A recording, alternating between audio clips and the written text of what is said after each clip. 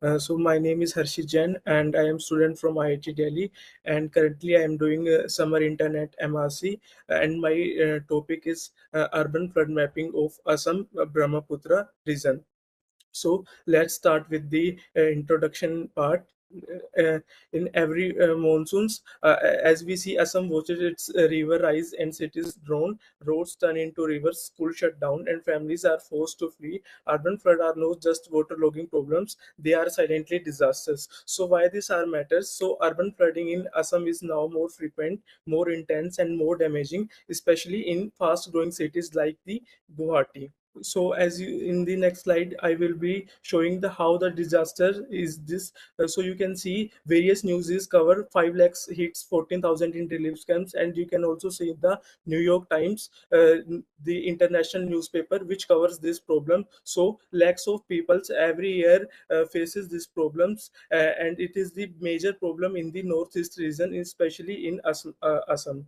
So in the next slide, I will be sharing the problem statement. Why is this happening? The real problem is not just heavy rain, but how our cities respond to it.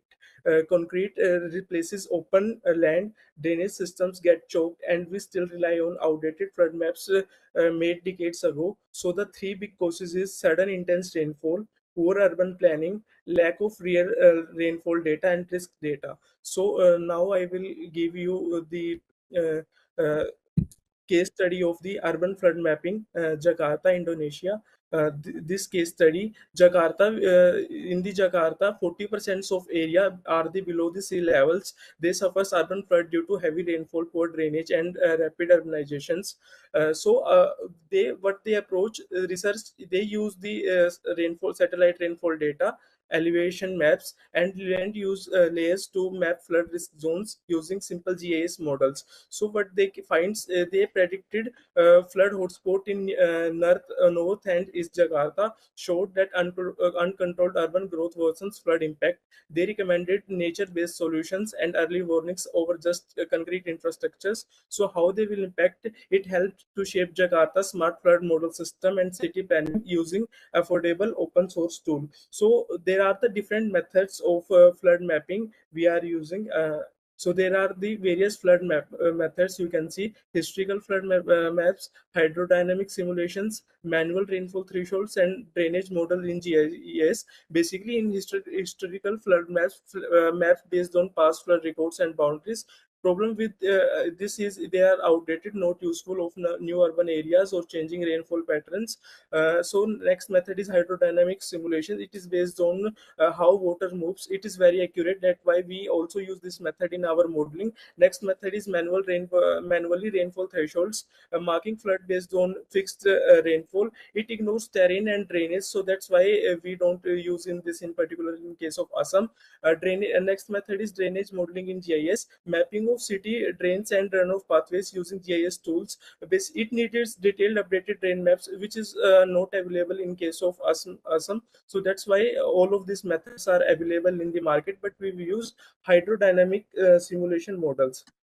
So next slide is our approach, seeing flood before they happen. So what if we could see the flood coming not just after it arrives, but as the rain is falling? That's exactly what we set out to do. So basically our key idea is we used elevation map plus real rainfall data to simulate which areas might get flooded, just like weather maps simulate storms.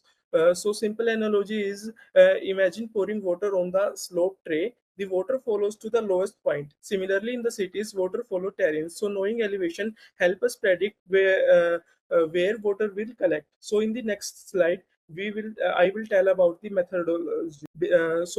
First we collect the elevation data, and then we use real rainfall data available from the satellites. Then we combine our real rainfall data which we collected from the slides, plus we add land slope data, basically digital elevation model file, and then we created a flood risk map, which and then we added the district boundaries to make the map useful for the peoples and officials, so that it clears which regions are at the risk. So in the next slides, uh, I will tell the basically combinations.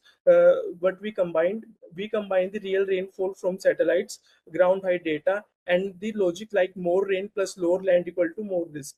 So now coming to the next slide, elevation and results parts. So what did we find? What did we find? So we tried to show this on Assam's, and the results were really eye-opening. This map show high flood risk in low lying zone near the Brahmaputra, rapid runoff in city cores with concrete surfaces. Safe zones are in hilly, elevated regions. So next I can show the map which is generated by our model. This is the next slide in this flood risk map of the Assam, which is optimization for the low RAM. This is the flood risk map of the Assam. It is also optimizable for the low RAM. As you can see in the right hand side portion, from 0 to 1 there is the risk factor based on color coding. As in the current scenario, Assam regions are purely in safe region according to the rainfall data and digital elevation data. So you can see that it is showing blue color, basically zero risk. So you can see the zero risk on the map. So you can see the accuracy of the our model. And next we tell about the novelty, what makes this different. So in next slide, I will tell about why this is different from other. So it uses the live rainfall data, no costly software or pay tools, and it is easily customizable for any city and any river. So that's why it's unique.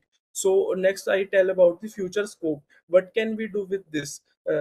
This is just the beginning. The same idea can power many flood safety solutions. So what's the next? We can add the drain map to find choke points using smart city planning for safer layout. We connect it to mobile alerts for resident, and even it apply it in the other regions like Bihar, Bangladesh, Vietnam's, where floods follow rivers. So flood may be natural. At the last, I will say just a one line. Flood may be natural, but disasters are man-made. With better data, and we don't just react, we prepare. And when we prepare, we protect. So thank you. This is all from my side.